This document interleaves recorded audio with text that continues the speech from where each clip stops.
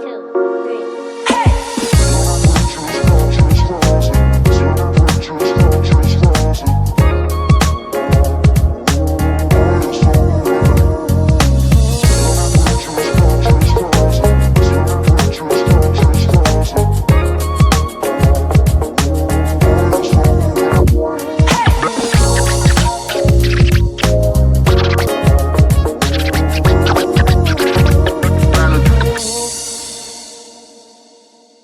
I like what you say that your DNA is kind of a biological internet. Tell us Yes. about that. How did you discover that? Really, look, I would say through very heightened awareness. Like, I was, kind of born with these very intense array of, like, I just born with very, intense ESP, so to speak. Mm. And that's kind of, something that I've always had since birth. But to be honest, like, so much of my life, I've been living in it like unconsciously until there was a real point where I kind of awakened into it. It was so interesting. It was around the time of my divorce when my ex left me, and I had this dream that I was being killed, and it was like, it was so real. I felt like you wouldn't know the difference between awake and asleep is how real it felt. And it Mm. was like something about I got killed, like winded, like I don't know, strangulated or something. And as I was dying, as I crossed over from death, it's like I woke up and I went, that wasn't a dream. And it was like when I woke up, it was like, I've been asleep and now I'm awake kind of thing. It was like all of a sudden I was conscious, like very, very aware of myself, my abilities, just this real heightened awareness and real, you know, consciously aware of all of that. Welcome to the Transform Your Mind podcast, where we dive deep into thoughts, beliefs, and experiences that shape our lives, and more importantly, how to transform them. I'm your host, Life Coach Myrna Young, and today's episode is one that will stretch your mind and touch your soul. What if everything you've been taught about who you are is only a fraction of the truth? What if the intelligence, healing, and connection you've been searching for already exists within you? Today, we're joined by a remarkable guest, Sarah Marks, who has journeyed from unimaginable trauma to profound awakening. After surviving a deeply painful childhood marked by abuse and human trafficking, she shut down for years with PTSD, only to re-emerge with extraordinary insight into human consciousness, spirituality, and what it truly means to be alive. She's now exploring the idea that we as human beings are more than just flesh and bone, that our DNA may function like a biological internet, connecting us to a higher intelligence, a greater source, and even to each other. In this conversation, we're diving into healing, awakening, intuition, and powerful intersection between science and spirituality. If you ever felt disconnected, if you ever questioned your purpose, or if you're ready to tap into a deeper level of awareness, this episode is for you. Welcome, Sarah. Thank you. Hello, nice to be here. Yes, y'all. And Sarah is calling in all the way from Australia. Yeah. It's morning here Yeah, for us. yes, right. And you can tell that she just woke up. It's 4 o'clock there. Yeah. Yeah, she looks dewful, like if she just come out of the sun. Oh, bless you. You're kind. Yes, yes. I'm just sharing what I see. If you guys are watching on video, you'll see what I see. So it's amazing. All right, Sarah. So let's get into this conversation. It's going to be Mm. definitely a stimulating conversation. So, want to start off with your story. Let's set the table. Your story begins with very deep trauma. Can you share what exactly that chapter in your life was like? Um, Actually, to be honest, I felt like the real damage I felt in life was later through time. I think what's really interesting with children is just that you don't really question things when you're young. You don't question an adult, an authority figure. And I think children are very accepting of what is, which is, obviously what's so beautiful about them, but also really difficult in a situation like that with abuse. And I know how many countless people I've spoken to, and same kind of thing, it happens all the time where when a child's being abused, they don't come out and talk about it on many, in many occasions. And in situations like that, it's like, I know what I did was I kind of internalized it. So in one sense, I was very, very, very vivacious. Like, I was kind of this little performer kid, like absolutely, like, would say what I was thinking kind of thing. Very, outgoing. I loved performing when I was young. So I had, really happy memories of my childhood in that sense of with my friends and loving kinder and loving school. But then there was another side of it where I was, interestingly enough, looking back on it now, and it's obvious to see, and even teachers and things spoke up, but no one put the pieces together, of exactly how bad it was and what was going on, because I wasn't actually, openly talking about it. But so in one sense it was, I've got happy memories, but in another sense it was very shut down and very dark experience for me. It was even the nature of the abuse that I endured that was, I think kind of a bit perverse, a bit sadistic in its nature. So, there was it was very contrasted childhood in that sense, but there's so much that I've learnt from that, that I've been able to kind of share, and, red flags and things that you see that's very difficult to, and especially back then, when I was a kid, when this was happening, we're talking like this was the 80s and this was the early 90s, and we didn't know what post-traumatic stress was back then. It wasn't discussed. It was very taboo. There was a lot more things going on. I think, we just have so much more awareness now. But I think that's when I noticed my personality. I think that's when I developed a lot of, there was a lot of potholes, a lot of things in my personality, like, insecurities and things that developed over those first 7 years. Absolutely. So it was very contrasted. Okay. So let's go a little deeper.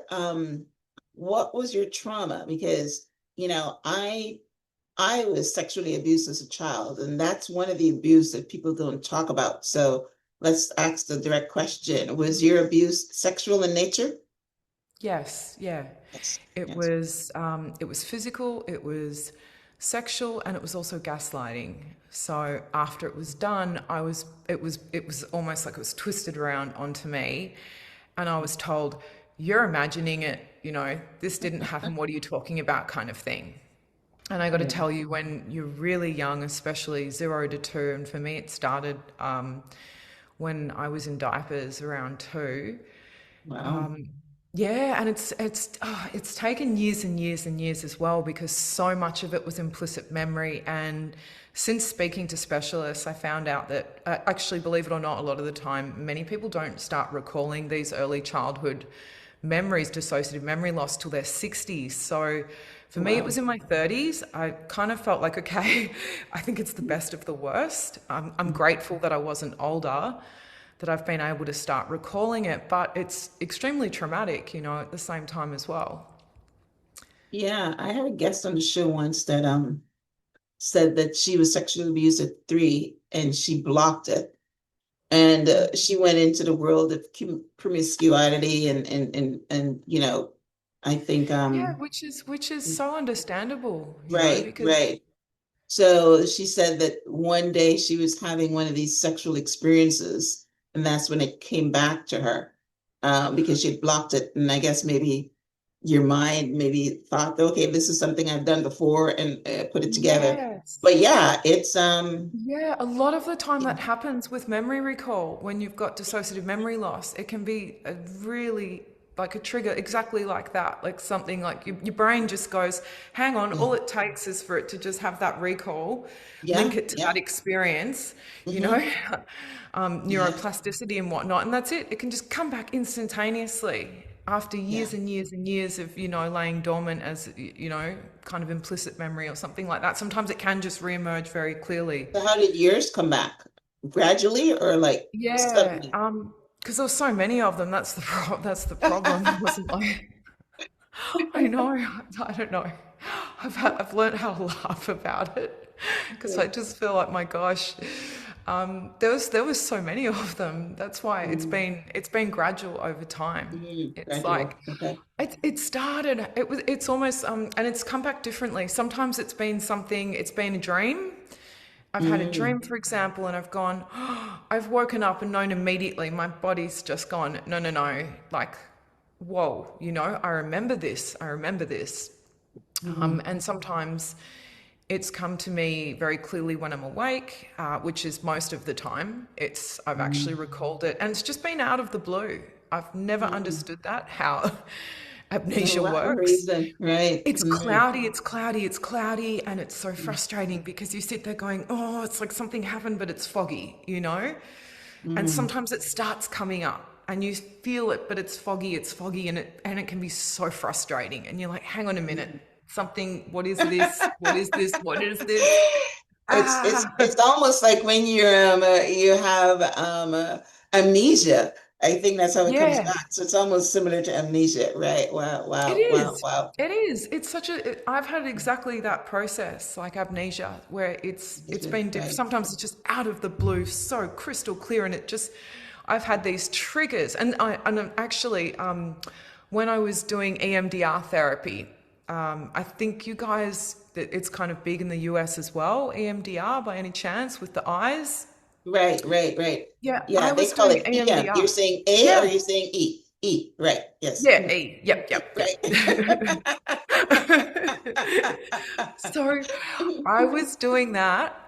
And it was just like, oh my gosh, they would make, always those kind of hypnosis type things. Like I was Mhm. doing EMDR and my being just went right into the jugular, of experiences. And it actually really traumatized me on those occasions. I triggered something shocking, so Mm. much so I went to the bottle shop and got alcohol in one of those sessions and went, that's it, I'm done, I can't do this. Like, I Right. absolutely snapped. Like, the trauma was so intense with me and just this Wow. terror. Like, the nature of it was so extreme that it's like, yeah, when I was first recalling, I went through a big period where I couldn't handle feeling.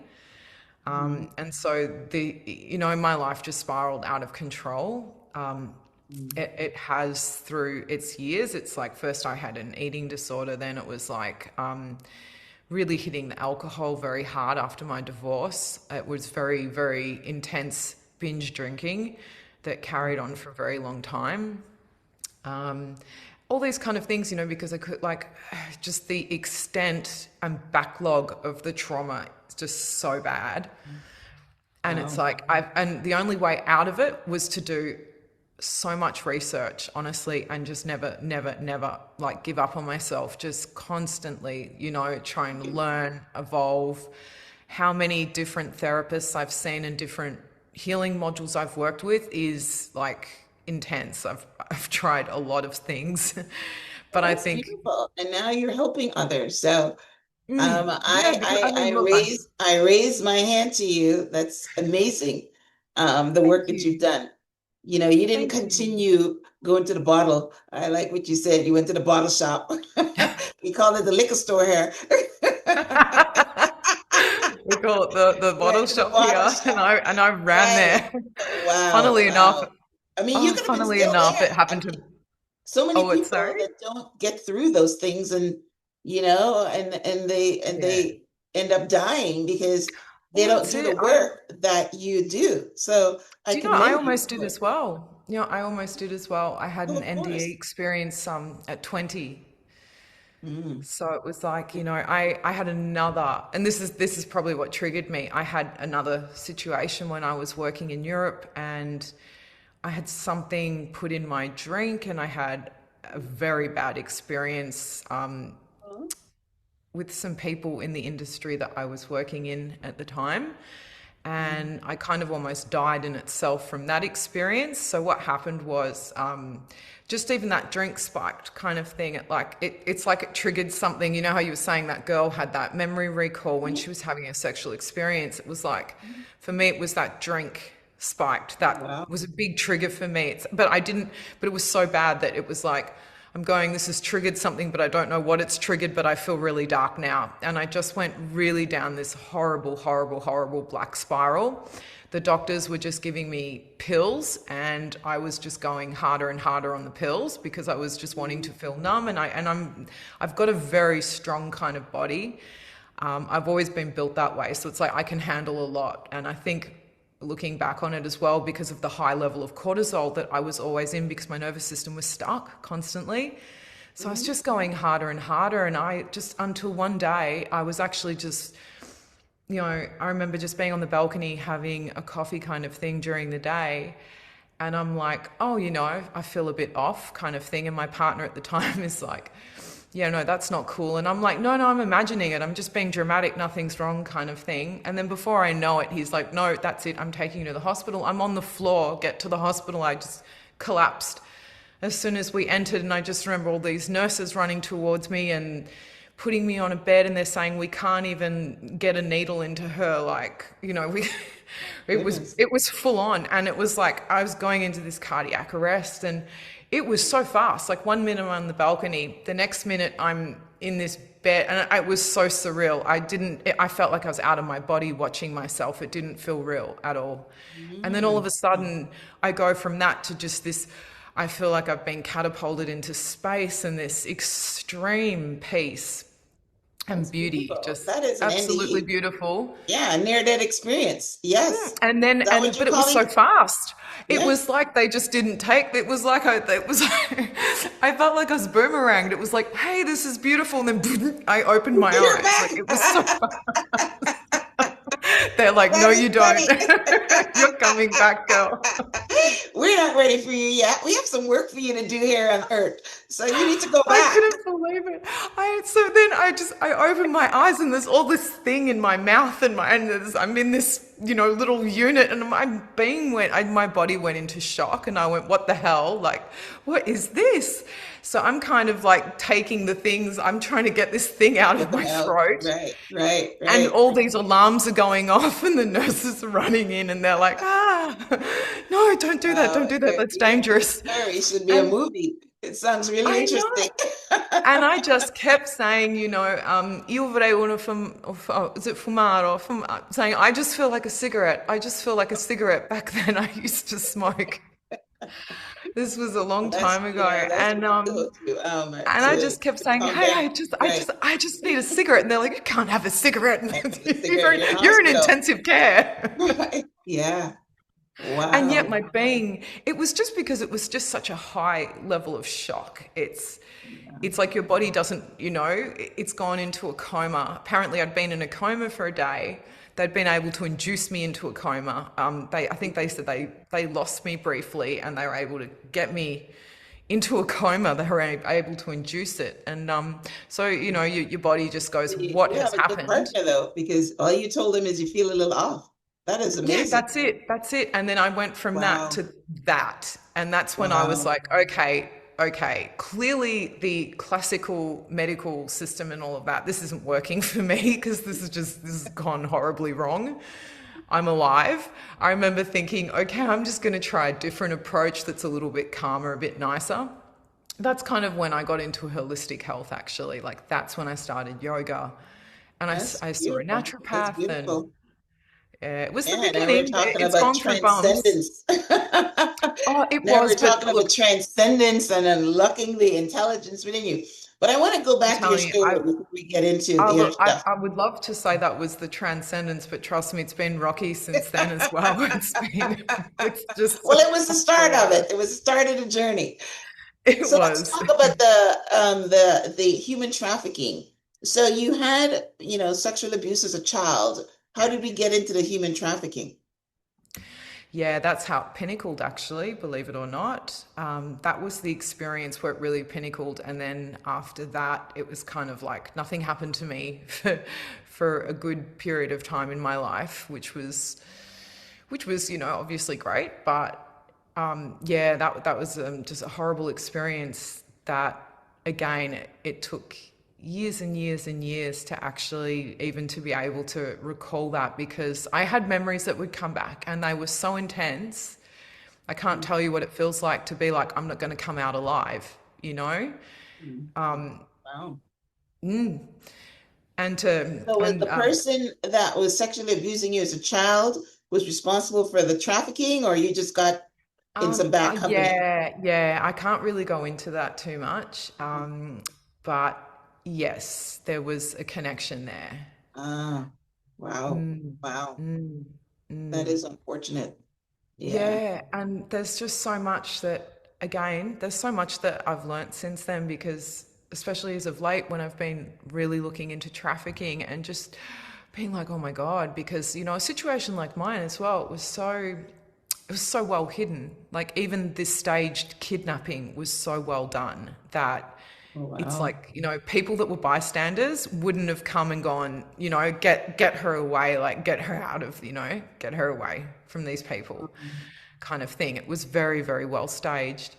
So there's so much that I've learnt about this kind of deal with trafficking and what it looks like, and how often, people wouldn't even be able to pick up on the signs and things that's taking place. How many people actually get trafficked, and even like, I think I saw a video not that long ago where it was like a girl was on the plane with someone and it looked fine, and she wasn't screaming and saying, "Get me out of the plane." You know what I mean? But there was something like that. I don't. It was filmed, and it was like some situation where they started seeing warning signs about how just the body language between the two of them.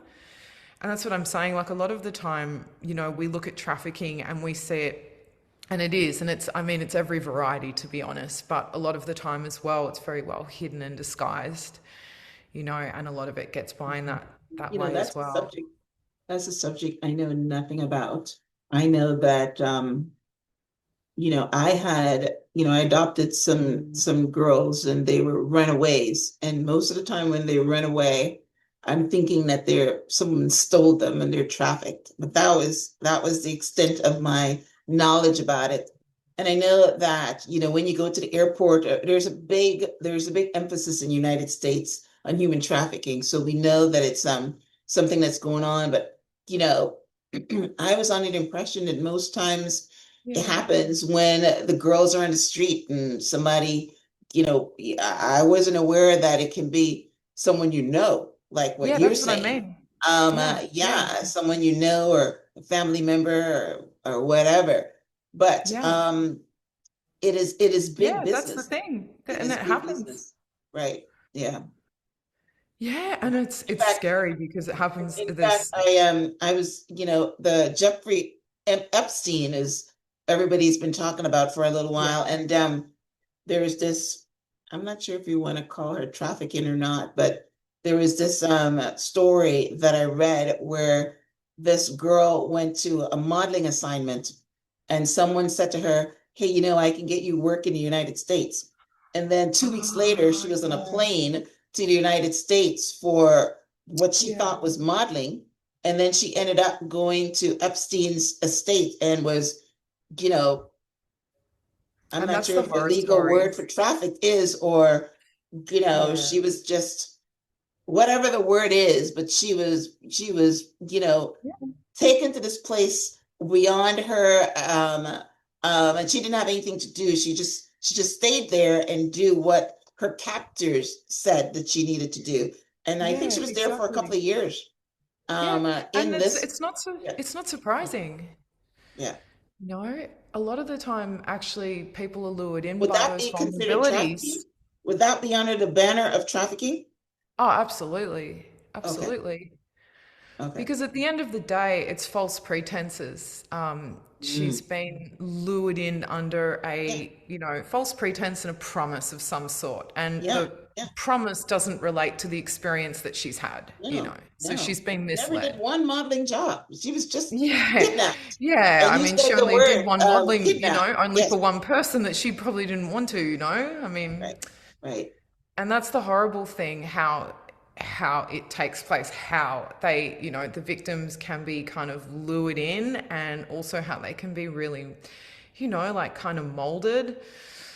And a lot of the time people feel so much shame and guilt around it as well, because they, in a Well, situation that's like the that with, unfortunate part. That's the unfortunate yeah, part. You know, yeah, because why I should know you, when you hey, it's not said yours. that you weren't able to talk about it, I knew right away that it was sexual abuse because we all feel shame about that. I didn't talk about my sexual abuse until I was in my 40s because I felt shame about it. So It's hard. that's, and as soon as you say you didn't want to talk or shame, I knew that that's where it was coming from. And I'm not quite sure why what the brain does that makes us feel shame of it, someone had taken advantage of us as a child, right? But do you know, And yeah, as a child, we weren't able to give consent, right? yeah. So, but we feel shame and we don't talk about it. Yeah. I think as well because, well, I know with mine there's a lot of gaslighting involved in it. So when somebody says no, like it's clearly happened, and you've got the physical, you Proof. know, Right. wounds in that as well. So, it's clearly happened, let's be real. But a lot of the time, what happens is, and I've heard this time and time and time again, is the perpetrator will always gaslight the victim or discredit the victim. Yeah. That's kind of what Or tell Epstein them or did, a tell them lot of it's their them. fault. The girl Yeah, that I was talking exactly. about, her father Exactly. is the one that sexually abused her. And he told her that it was her fault, that she made him do it. And then her Yes, it's mom saw what happened and the mom collapsed and she felt that she was responsible for her mom. And she took that guilt and shame, for years. And that I can understand. Like a girl gets raped and they said, it's because you're wearing short skirt. They try to put the blame on you. Or yeah, right, or you did something to entice somebody. But that is never true. That is never true. Right. oh my gosh, that's what it's really interesting because when I was little, I remember that's what they said about me. Oh, we need to watch out for her. She's, look at her. Look at how sensual, kind of thing. Yeah. Yeah. Yeah. She is. And She's it's doing like it. I'm Right. three. She's What do I intoxicating me. Right. what do I know about that kind of stuff at 3? I just love tutus and like I I loved know. wearing little out. Right. I used to love wearing my mum's clothes. I would dress up in them. I Yeah. think, even back then I loved all of that stuff, all the Right. fashion, and I put like all these bangles and things on me, and but what do you know about sexual Yeah. But things like that those when men you, are looking. They're looking at yeah, the yeah, sick and I ones. mean, and you know what I find, it is creepy. Like, why is a guy going to say something like that about a 3-year-old? Let's be Yeah. real, that is not a normal thing No. for No, they're sick. an adult man to say, Yeah, about a they're little sick. 3-year-old. Right, right. Yeah. So All right. yeah, Well, this was a good introduction to the traumas that you've had, and so now let's talk about your transcendence. yes, I like what you say that your DNA is kind of a biological internet. Tell us yes. about that. How did you discover that? So, really, look, I would say through very heightened awareness. Like, I was, kind of born with these very intense array of, like, I just born with very, intense ESP, so to speak. Mm. And that's kind of, something that I've always had since birth. But to be honest, like so much of my life, I've been living in it like unconsciously until there was a real point where I kind of awakened into it. It was so interesting. It was around the time of my divorce when my ex left me, and I had this dream that I was being killed, and it was like it was so real. I felt like you wouldn't know the difference between awake and asleep is how real it felt. And it Mm. was like something about I got killed, like winded, like I don't know, strangulated or something.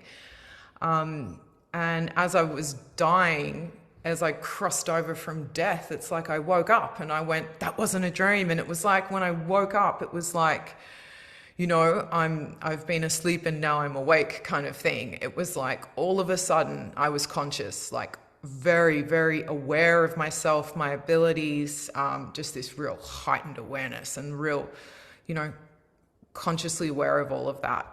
So it was so interesting, like, sleepwalking through my life. And then this big trigger happened, this dream just before, my divorce. And it's like, that was a huge awakening. And yeah, so really it's through that kind of connection, I call it like, I've actually explained it in my work. It's a cellular law of relation, and Mm. it's relationship, and it's mediated through DNA interaction. And what it basically enables is, natural intelligence in Mm. any living system, and it's very omniscience. So it's kind of, the morphological, the behavioral information processing and transference that's happening in living systems. So it's, Mm. that's what's happening in mine, but I'm very aware of it. And Mm. so what I started doing was researching and looking into this with genetics. It's been evolving over 10 years, to be honest. It's not exactly, it's a big project. 10 years young. um, but it's so fascinating because, you know, it's more about that. It enables, it's what it can open the doors to, how to heal, how to resolve conflict, how to protect yourself and maintain that privileged midpoint of like harmony by which all phenomena is formed and created and sustained in. It's this real, I think like a transhumanism quality, in a sense, that we have a capability of actually possessing naturally, Yes, with my engineering and all the work, it's like there's a process involved with that. When you combine certain precious materials and metabolic manipulation, in that sense, it allows for precise kind of non-invasive spatial control of ultrasound, really, is what we're kind of talking about. So this is like absolute abstract sound. And it modulates sound waves into complex patterns, which we know how DNA works with complex, sound patterns. And this creates moving acoustic fields.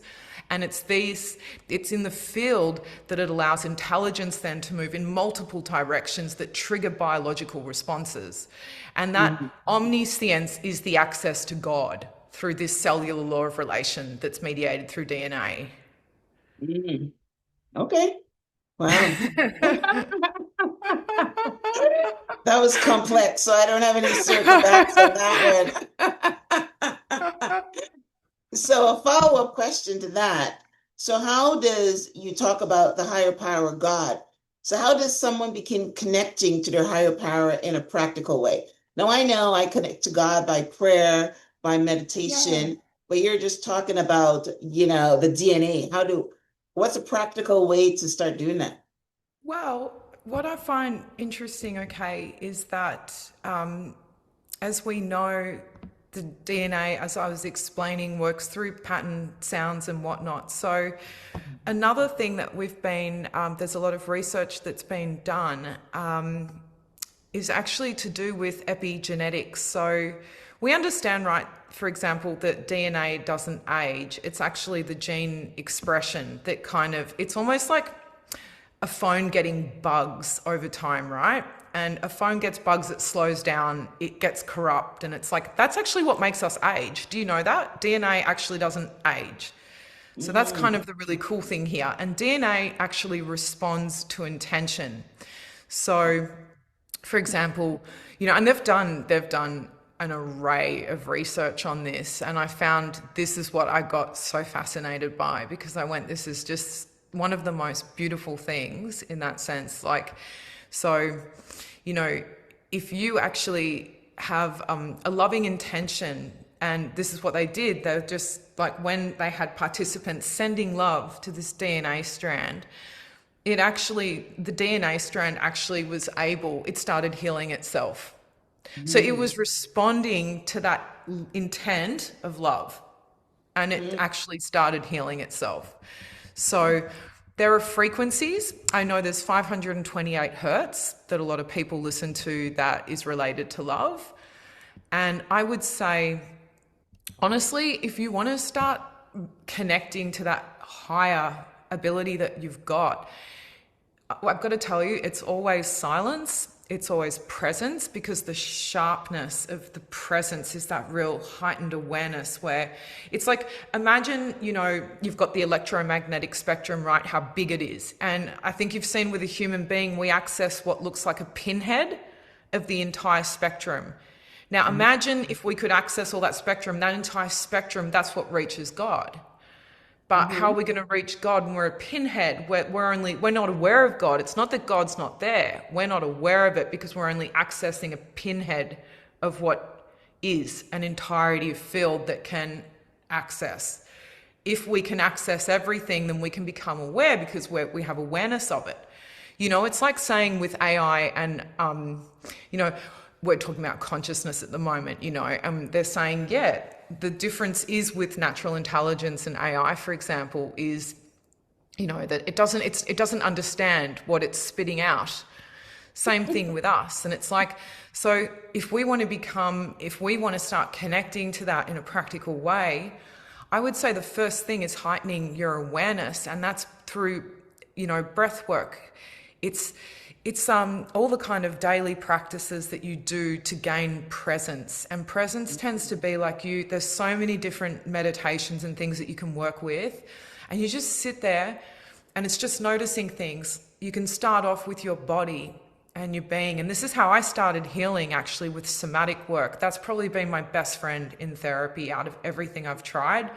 I'd say the somatic work has been the most powerful, because you can learn duality in that.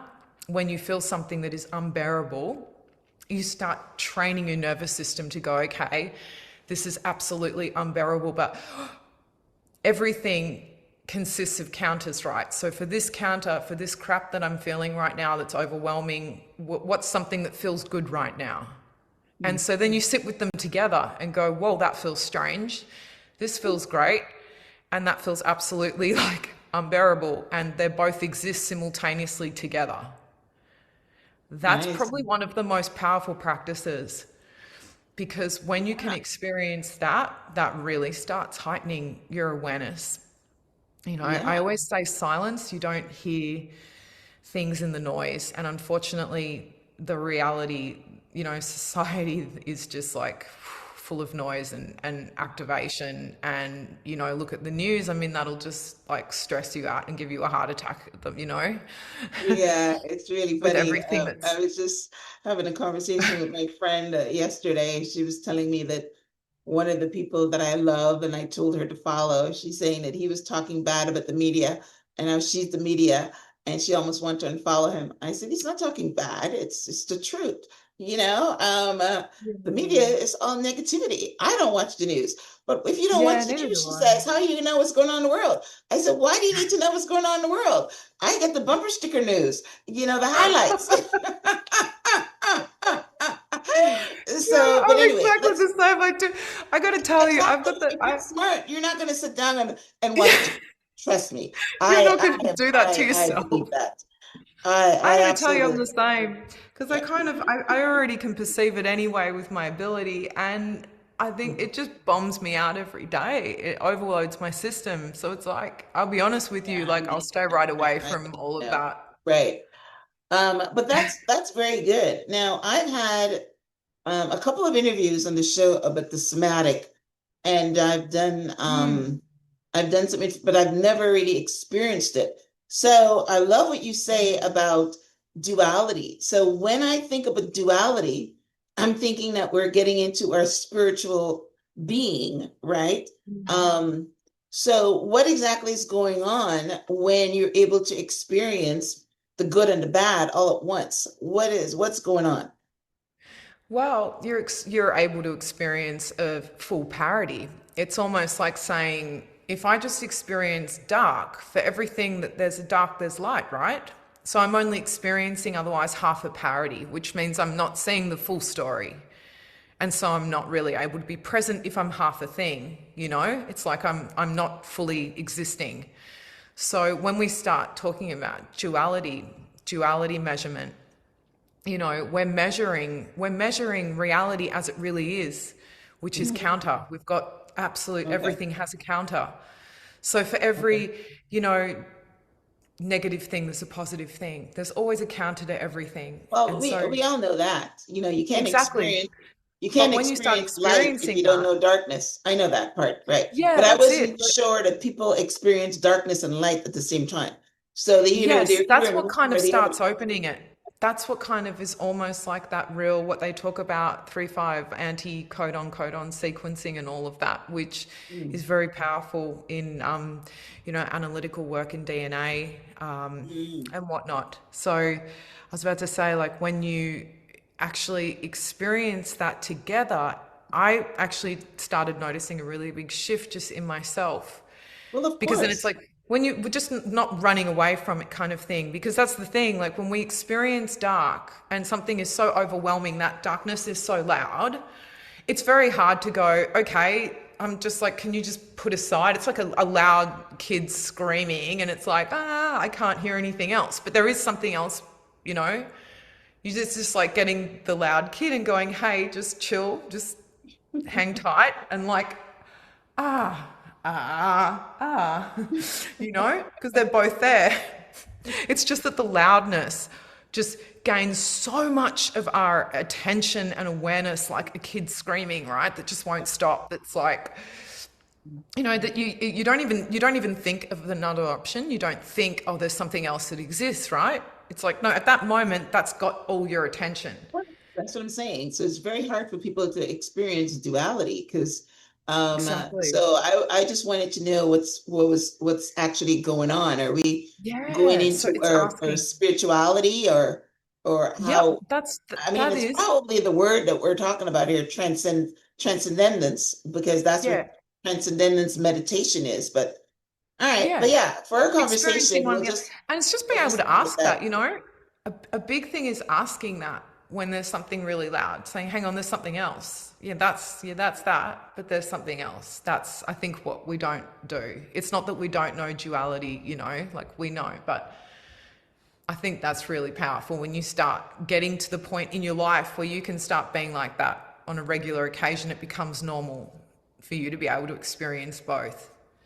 Oh well, yeah. I mean, once you do the work the first time, you've broken through. So then Yeah, because there's a real it becomes presence. easier as you go on. Right. Yeah, and Yes. this is the thing.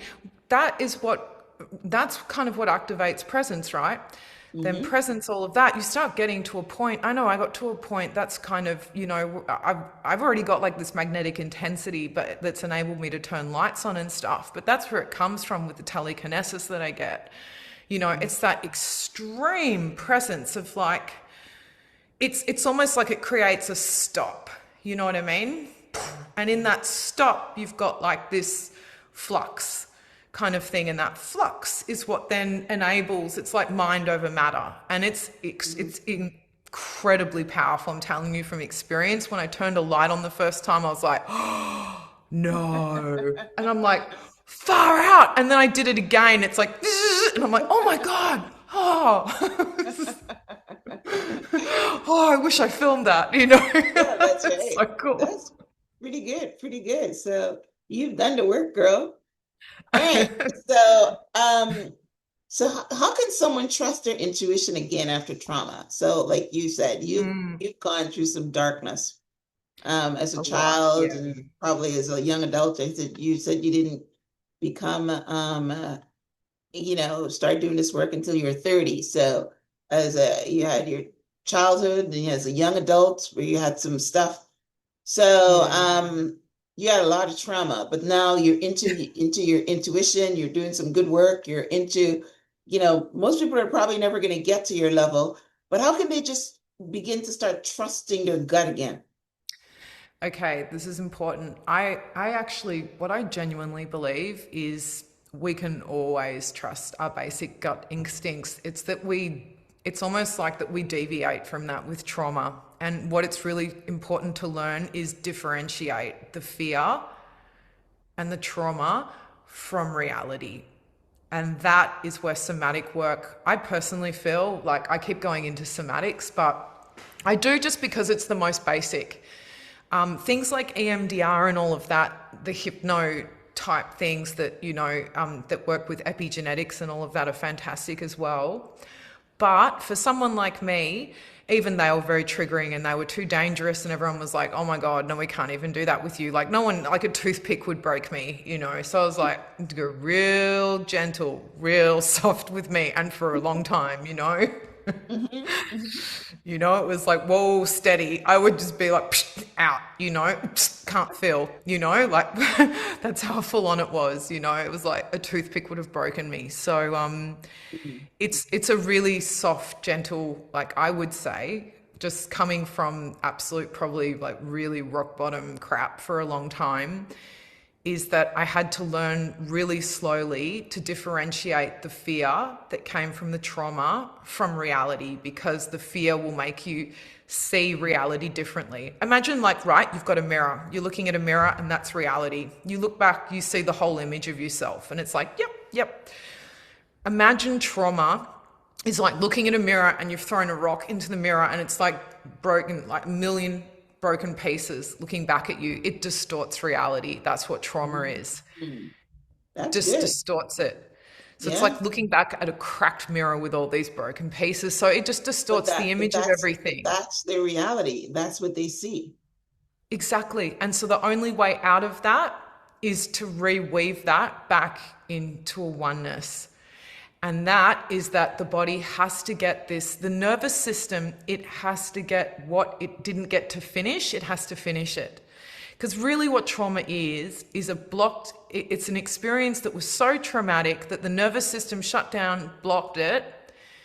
So it's still stuck in there. It hasn't been able to finish the process, so to speak, to release it. And what happens is that then distorts our vision of reality and our perception of reality.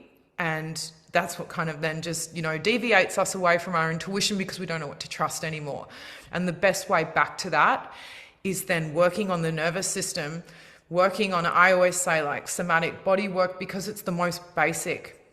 And it's the most powerful in that sense with the nervous system, because the nervous system, as you know, like it wires into everything.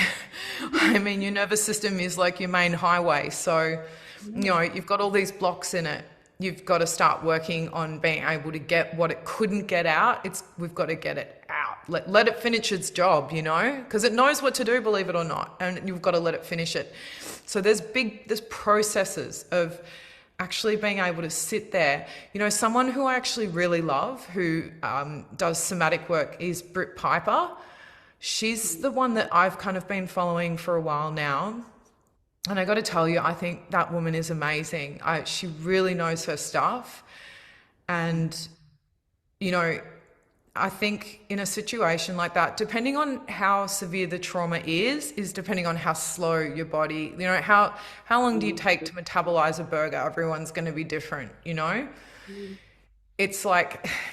everybody's different. So you've got to go, like the things are to go as far as you can go, feeling things, being able to sit with it, doing exercises. Like when I mentioned duality is one, but also as you're feeling this, feel your body, feel the room. What's your body saying? What's it doing? You start sensing the trauma, feeling it. You've got to get your body to the point where it's not scared of it, when you can start becoming curious, when you can start strengthening that nervous system to feel safe enough to finish its job.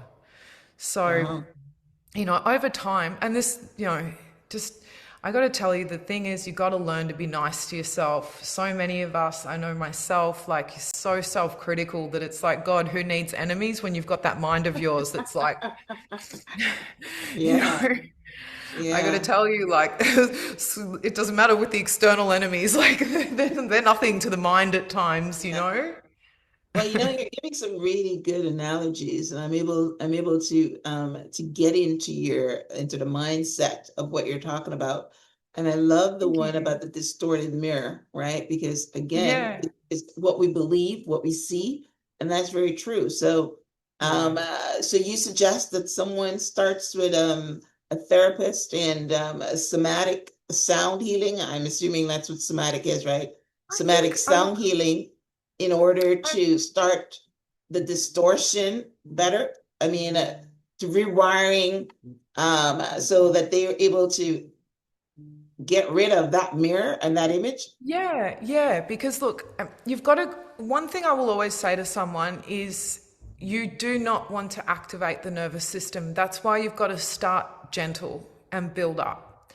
Mm, I used to think, no, you've just got to do what you've got to do, get it out. Like, you know, and I can't tell you how many triggers I had and how many bottle shops I hit thinking that, I know, but I'm still on the way, I'm doing the right thing. And it's like, no, my gosh, I just slowed down the process because I was going so hard on myself.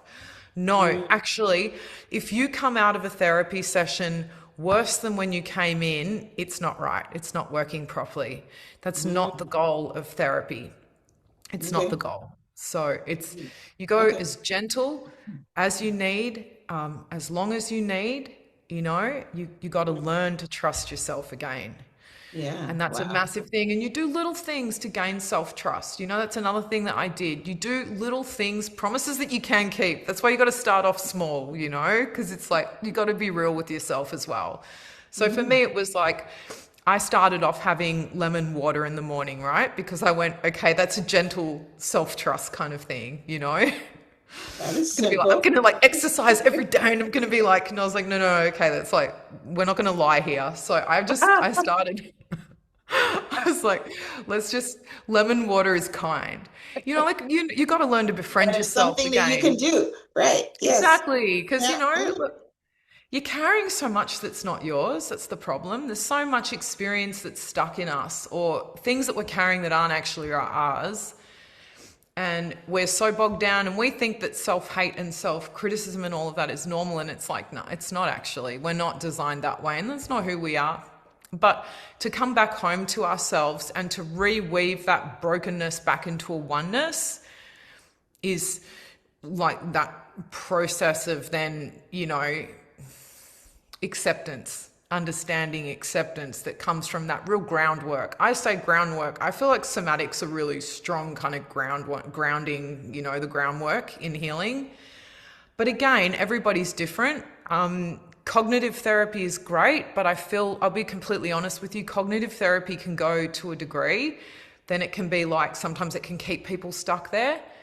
It's like, Mm. I think you got to, you kind of get a feeling sometimes when you're going around in circles and you're like, I think I've been here before. Oh, I think I've been here before. It's like the guinea pig, like going, like shocking Wow. itself.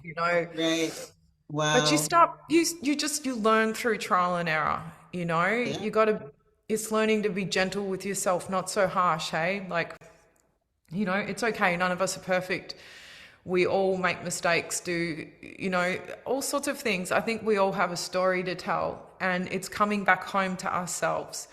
You know, that unconditional love that's like, it's okay. Even Oh, when you make a mistake, you backtrack or you do something that you're like, gosh, no, that's okay, you know? And it's okay. being able to love that nervous system, bringing yourself back home into a safe place that you can get your body in a safe enough place, the nervous system to go, okay, we can now finish the job we started. And that's Yeah. what I said, all these practices that are so powerful, all these somatic practices and things. And, some people can do them on their own. Some people don't need to see a therapist. Like, Yeah. I know lots You of need to people see that a have been able therapist. to, I mean, but I you mean personally there's, feel like the yeah, you need to guidance see a therapist, the right one, that is. Um, that can a lot really of be there to help people, guide you, yeah, to be a there lot of for people you, go to this talk therapy. I don't think talk therapy does anything, but if you go into some deeper therapy, like the I EMDR or agree. the cognitive, and they've got so many different things now that they can do. Yeah, And I've great been too. hearing about the somatic for a while. I guess I'll go deeper into Yeah, understanding it. I But loved it. yeah, And I'm things like glad that yoga you're giving helped it some me. high high praise. Right. Okay. Well, wow. This has been a very illuminating conversation. I didn't think that we were going to be talking about some of the buzzwords that I talk about in the show, which is trauma and, nervous system resetting and all these different things that are part of the structure of the show. So thank you for, as I'm listening to you, I'm thinking, wow, this is going to fit so well into some other series that I'm doing. So that's amazing. All right. Oh, bless you. Yeah, this is great. So tell our listeners how they can connect with you. What do you offer? I mean, are you doing coaching? What is it that you're offering to our listeners? Ah, look, I actually, yes, I'm working on this scientific work that I'm calling Arnica, but I do actually offer consultations. What I do is I'm a kinesiologist and a Reiki practitioner as well. I Mm. work very strongly with kinesiology because I actually wouldn't even get by a day in my life if I didn't have kinesiology because of my heightened ability. So I can feel like I experience quantum and physicality in that together. So when something's out and all of that, it's to me, it's like, whoa, I'm very aware of it. Kinesiology kind of, it's like you can program affirmations into you with epigenetics, but in a way that you're manually doing it. So instead of like, I'm thinking this and I'll practice this affirmation X amount of times, I can program it in a way through the kinesiology Hmm. that's like fast tracking it. Do you know what I mean? It's like I'm formatting a Yeah. computer, and it's like through biofeedback from muscle monitoring, the body actually tells you like what it wants to talk about, what it doesn't, the severity, like what it wants to balance. And that's a very strong healing, that's kind of one of my main, that's probably the things that I've worked with the most is kinesiology and somatics. So yeah, Or you, I you do do offer somatics as well. kinesiology. Oh no, I don't actually teach somatics. Oh, okay. I just work with kinesiology. I was thinking of doing a somatics course though, because I just thought, wow, it's too good, like Yeah. it's so beneficial. I love doing all these things, but I always had a natural healing ability all my life, and I've been able to do things for people that was very like anonymous in a sense, like, couldn't explain it. So I was like, all right, I will offer that Okay. wherever possible. So I do offer kinesiology, but you can kind of get onto that. The main site that I use, I've got www.arnica.com, which is like Anna, ANNA, with the KA.com. That's my website, and that's got links on it. And like you can write on my website, and I'll always answer. But my Instagram account is probably the one that that's kind of my one social media site where I write heaps on that.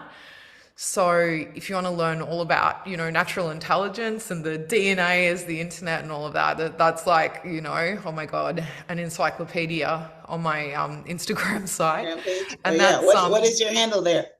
that is Arnica Official, Okay. all one word, Arnica Official. And on that, that's actually got a link to my other one, that's bioenergetic wellbeing, and that's the one that I offer kinesiology. Actually, I can work with people in person. I live in Melbourne, Australia, but I work with a lot of people. I've worked with animals, fetuses, humans, like you name it, like I work with anyone kind of thing. I can balance anything. I can balance houses, cars, like you name it. I do a lot of house clearings and stuff like that as well.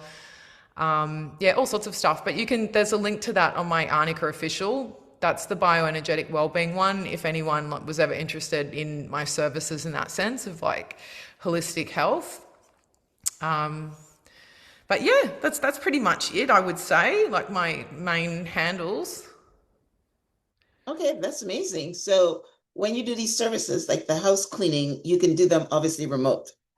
Yes, I can. It's pretty awesome. And I can, like either write it all down in an email kind of thing, or I can actually do Zoom sessions. I can do all of that, like, Okay. whatever works for people. Okay. And Well, that yeah, sounds it's pretty great. cool. Like I can do it in, yeah. So you can kind of hear it, like live as I'm doing it. Or it's like, Wow.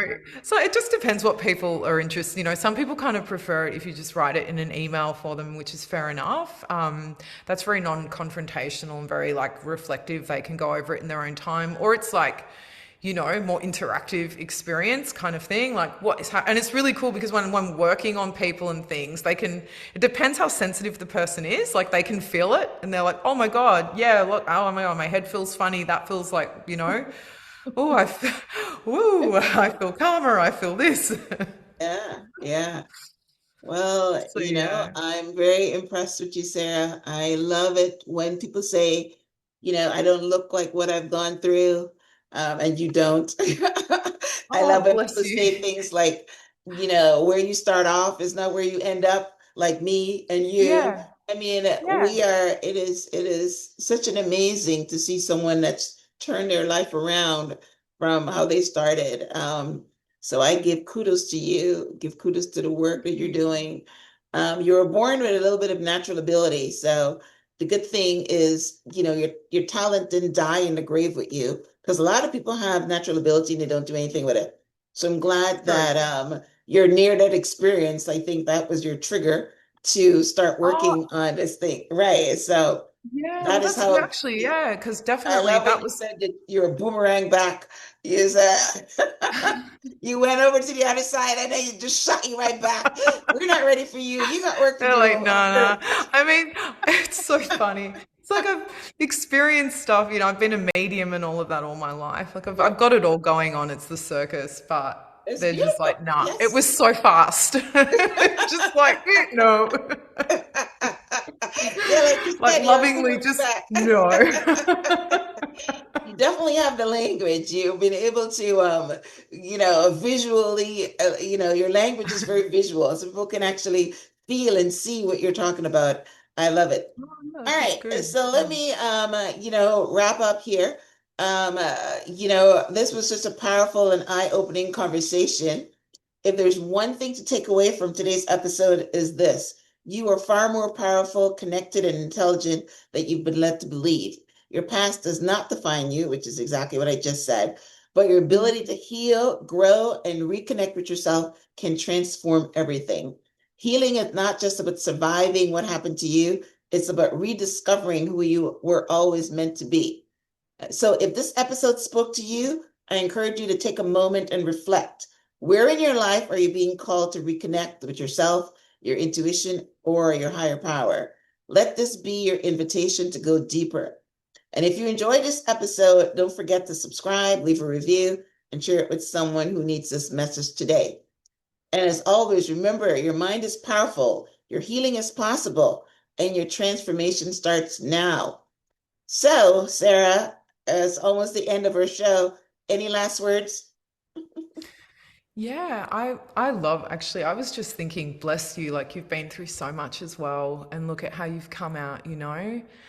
I've been really interested to hear what you had to say about your life as well. And I would say to people, you know what, just you're here and bless you all because this place is it's challenging. It is challenging and we're going through a lot as a society, in the world now, multi-species, animals, humans, and we're here, and